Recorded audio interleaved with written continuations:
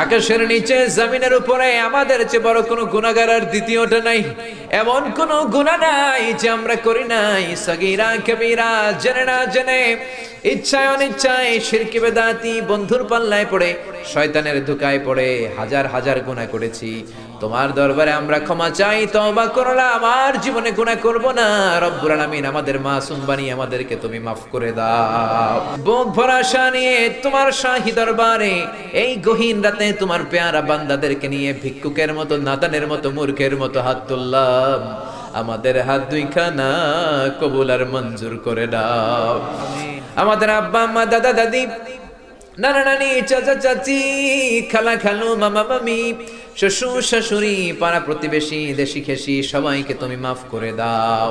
আমাদের যত আত্মীয় স্বজন ৩.৫ হাত কবরের বাসিন্দা, তাদের কবরগুলোর জান্নাতুল ফেরদাউসের বাগান বানিয়ে দাও।